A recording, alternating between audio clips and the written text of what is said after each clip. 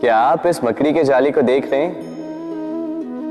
मकड़ी बड़े ही परिश्रम से इसे बनाती है, अपने शरीर के रस से इसे बुनती है। क्या आप इसका उद्देश्य जानते हैं?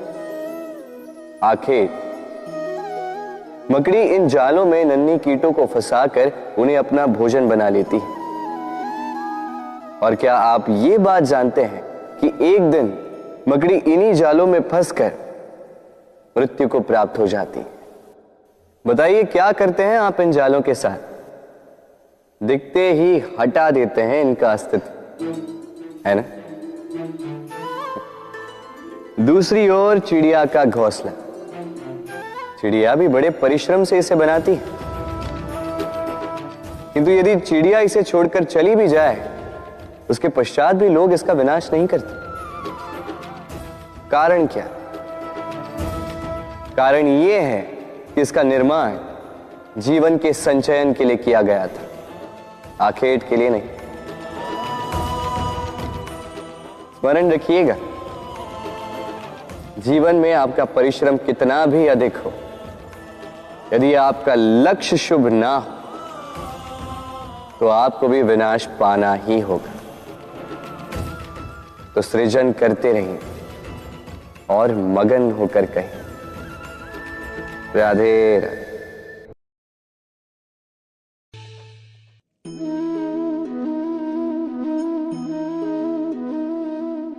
आपके विचार से मैं क्या कर रहा हूं? आप कहेंगे मैं दीपक जला रहा हूं, सही। किंतु प्रश्न ये उठता है कि क्या मैंने आपसे कहा कि ये दीपक है? नहीं। क्या इस दीपक ने स्वयं अपना परिचय आपको दिया? नहीं। फिर आपने कैसे जाना कि ये दीपक है? उत्तर है प्रकाश, जो स्वयं जलकर अंधकार में संसार को राह दिखाए, वो दीपक है। जो निराशा में आशा की ज्योत दिखाए, वो दीपक है। दूसरी ओर सर्प है, जो दिखे नहीं, बस फुफकार दे तो लोग भयभीत हो जाते हैं। अर्थात व्यक्ति का परिचय उसके कर्मों से मिलता है। इसलिए आपको यह बताने की आवश्यकता नहीं कि आप कौन हैं। ये आपके कर्म ही निश्चित करेंगे कि लोग आपसे दीपक समझकर प्रेम करेंगे या सर्प समझकर भयभीत रहेंगे। राधे राधे। समय कितना विचित्र होता है। समय हमारे साथ हो तो हम स्वयं को राजा मान लेते हैं। वही समय यदि विरुद्ध हो जाए तो रंक बनने में समय नहीं लगता। इसलिए मनुष्य की एक आदत होती है, बुरे समय के लिए कुछ बचा कर रखता है। संबंधी, मित्र बुरे समय में साथ छोड़ देते हैं। यश, मान बुरे समय में चला जाता है। तो व्यक्ति सोचता है क्यों ना धन संचय कर। धन का तो कोई मन नहीं होता जो समय आने पर बदल जाए। संसार कहता है कि धन का संचयन करते रहो, बुरे समय में काम आएगा ही। मैं कहता हूं शुभ कर्म करते रहो, आनंदित रहो, स्वयं पर और ईश्वर पर विश्वास रखो, बुरा समय कभी आएगा ही नहीं। राधे राधे। कभी कभी आपके मन में ये प्रश्न तो उठता होगा कि ये प्रेम क्या है, कैसे समझा जाए इस प्रेम को? उत्तर बड़ा ही सरल। जब तक आप प्रेम करोगे नहीं, तब तक आप प्रेम को समझोगे नहीं। यदि रत्न बनकर मुकुट में सजना हो तो हीरे को तराशे जाने का दुख तो सहना ही पड़ता है।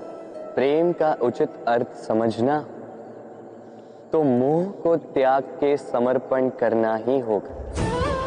जो प्रेम किसी को पाने के लिए किया जाए वो प्रेम प्रेम नहीं, मोह।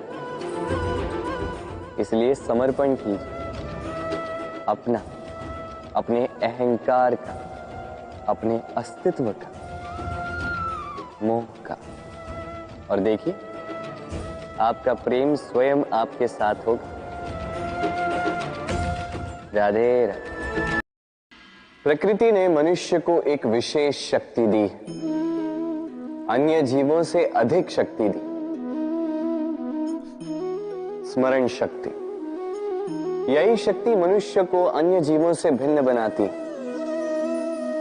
इतिहास लिखने की प्रेरणा देती, ज्ञान को पीढ़ी दर पीढ़ी आगे भी बढ़ाती, और जो भूल जाते हैं अधिकतर रूप से वो उपहास और दया के पात्र बन जाते हैं। परंतु क्या यही पूर्णतः सत्य है? नहीं। यही स्मरण शक्ति मनुष्य के विकास में सबसे बड़ी बाधा भी बन जाती, उसके चित्त को दूषित कर देती। बुरे अनुभव, किसी का दिया गया धोखा, किसी का किया गया कटाक्ष मनुष्य भुला नहीं पाता, और फिर लग जाता है प्रतिकार में। पहले समय नष्ट करता है प्रतिकार की तैयारी में, फिर समय नष्ट करता है प्रतिकार का अवसर ढूंढने में। यदि संतोष पाना है, यदि जीवन में आनंद पाना है, तो स्मरण शक्ति का सदुपयोग कीजिए। अपनी स्मरण शक्ति को केंद्रित कीजिए केवल अच्छी बातों और अच्छी यादों की ओर।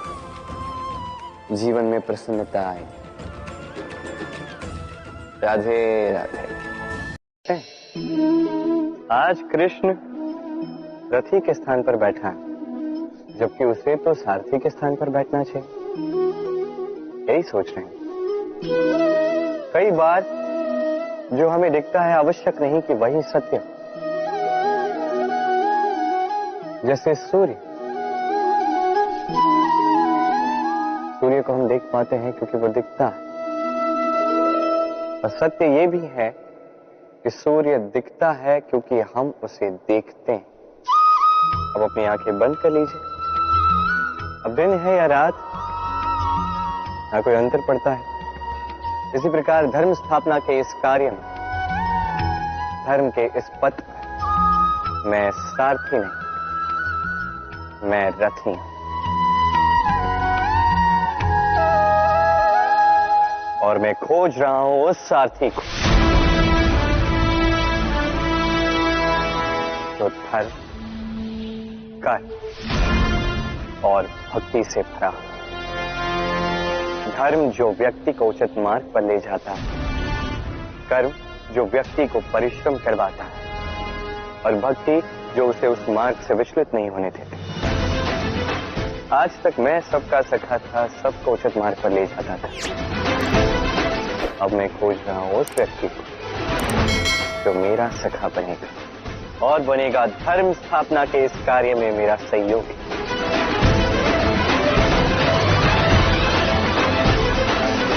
वंदे कर्म, वंदे धर्म। राधे। ये है सुई और ये है तलवार। अब आप बताइए, आपके दृष्टिकोण से इन दोनों वस्तुओं में से क्या अधिक शक्तिशाली और महत्वपूर्ण होगा? आप कहेंगे तलवार ही अधिक शक्तिशाली या महत्वपूर्ण है। चलिए मानते हैं तलवार अधिक भारी होती, तलवार युद्ध में आपको विजय दिलाती, शत्रु का विनाश करती, किंतु तलवार से कभी आप आपके वस्त्र सी नहीं पाएंगे। यदि पांव में कांटा चुभ जाए तो उसे आप तलवार से नहीं निकाल सकते, आपको सुई का उपयोग करना ही होगा। अब बताइए, तलवार को पाने के पश्चात ऐसे इस प्रकार सुई को खो देना क्या उचित होगा?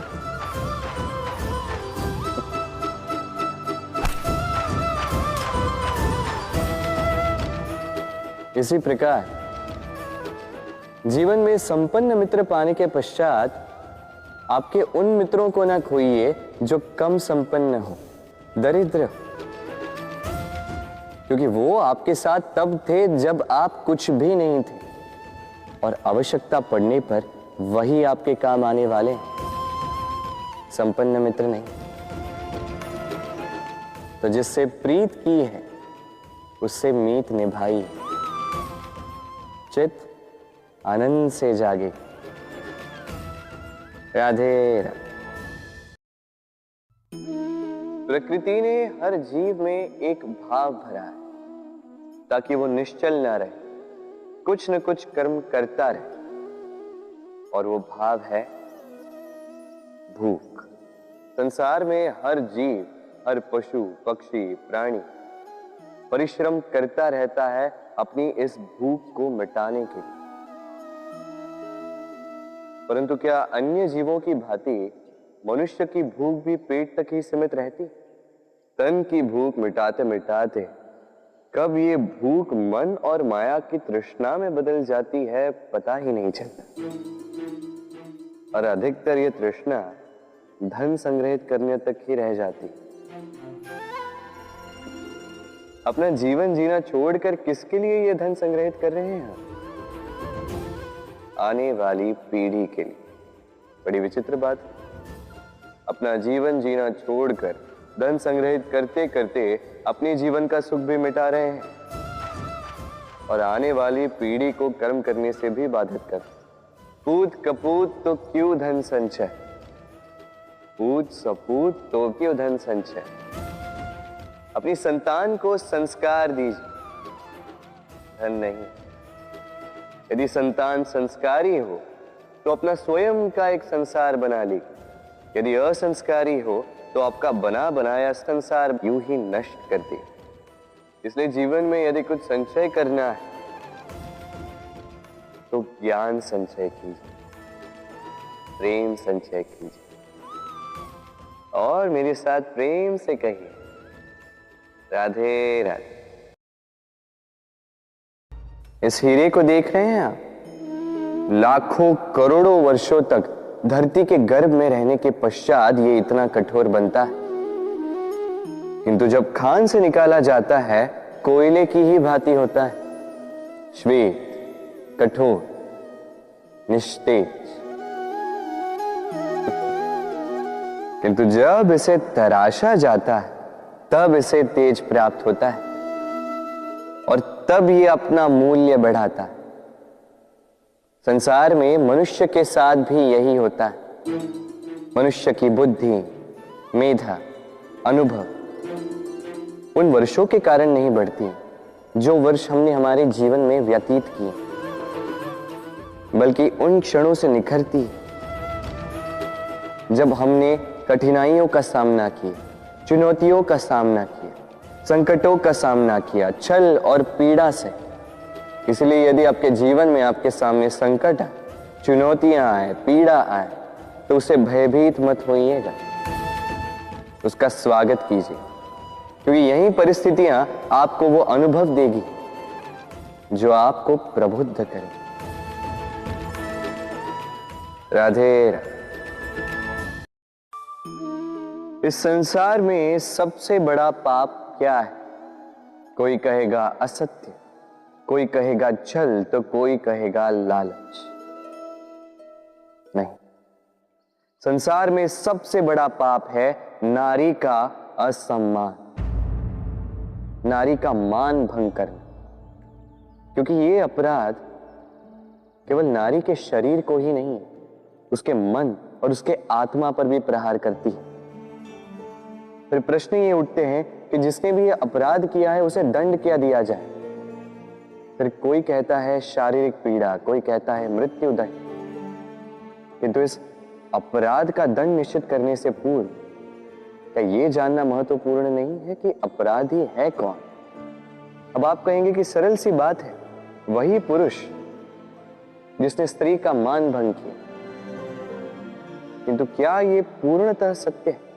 क्या स्वयं के अपमान के लिए, स्वयं के सम्मान को खोने के लिए कभी कभी नारी स्वयं उत्तरदायी नहीं हो सकती?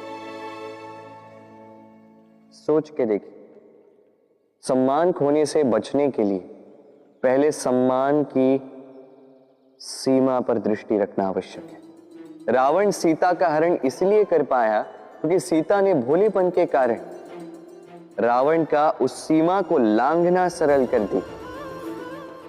किंतु अशोक वाटिका में उसी सीता को रावण स्पर्श तक नहीं कर पाया क्योंकि उसने रावण और उसके मध्य में तिनके की एक छोटी सी दीवार बना दी थी। जीवन में ना कहना सीखें। यदि कोई आपके सम्मान की सीमा को पार करने का प्रयास करे तो उसे वही रोकना सीखें। आपके ऊपर उठे पहले हाथ को, पहले कटाक्ष को वही रोक देना सीखें। पर किसी पुरुष में साहस नहीं कि वो पुनः आपका अपमान करने का प्रयास भी कर सके, क्योंकि नारी जननी आराध्य है। तो स्वयं को निर्बल मानकर आप अपराधी ना बने। राधे राधे। इस कमल के पुष्प को देख रहे हैं? इसकी एक विशेष बात है, जल स्तर कितना भी बढ़ जाए ये पुष्प सदैव जल सतह के ऊपर ही रहेगा। और इसका कारण है इसकी ये नाल। जैसे जैसे जल स्तर बढ़ता है वैसे वैसे ये नाल भी बढ़ती है और इस पुष्प को जल सतह के ऊपर रखती है। किंतु जब जल स्तर घटता है ये नाल घट नहीं पाती और फिर स्वयं के साथ ही इस पुष्प का भी विनाश कर देती। मनुष्य के साथ भी यही होता है। जैसे जैसे मनुष्य समृद्ध होता जाता है वैसे वैसे उसका जीवन स्तर बढ़ता जाता है, उसकी अपेक्षाएं, उसकी आवश्यकताएं बढ़ती जाती। किंतु जब संपन्नता घटने लगी उसकी आवश्यकताएं कम नहीं हो पाती और फिर इसी कमल की भांति मनुष्य भी टूट जाता है। तो फिर क्या करें? क्या किया जाए इस परिस्थिति में? जीवन स्तर बढ़ाना छोड़ दे? कदापि नहीं।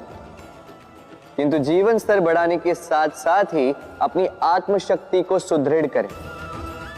संकट का समय आने पर आप अपना जीवन कैसे व्यतीत करेंगे इसका अभ्यास करें, क्योंकि जीवन स्तर और जल स्तर तो घटते बढ़ते रहेंगे। ये आप पर निर्भर करता है कि आप इन दोनों के बीच का तालमेल कैसे सुनिश्चित करते हैं। राधे राधे। ये है सुई और ये है तलवार। अब आप बताइए, आपके दृष्टिकोण से इन दोनों वस्तुओं में से क्या अधिक शक्तिशाली और महत्वपूर्ण होगा? आप कहेंगे तलवार ही अधिक शक्तिशाली या महत्वपूर्ण है।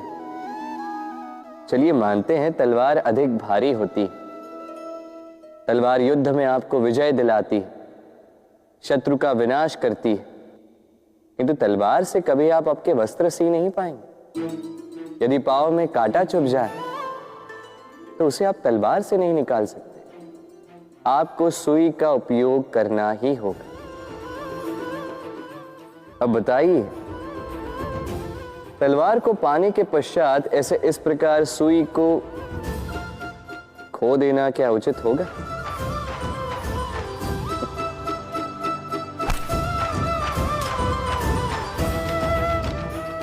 इसी प्रकार जीवन में संपन्न मित्र पाने के पश्चात आपके उन मित्रों को ना खोइए जो कम संपन्न हो, दरिद्र, क्योंकि वो आपके साथ तब थे जब आप कुछ भी नहीं थे और आवश्यकता पड़ने पर वही आपके काम आने वाले, संपन्न मित्र नहीं। तो जिससे प्रीत की है उससे मीत निभाई, चित आनंद से जागे। राधे राधे। मनुष्य में एक बड़ा ही विशेष गुण पाया जाता है, मूल्यांकन करना। क्या महंगा है, क्या सस्ता है। जिसे खरीदने के लिए अधिक धन लगे, अधिक परिश्रम लगे, वो महंगा। जिसे खरीदने के लिए कम धन, कम परिश्रम लगे, वो सस्ता। परंतु क्या यही पूर्णतः सत्य है?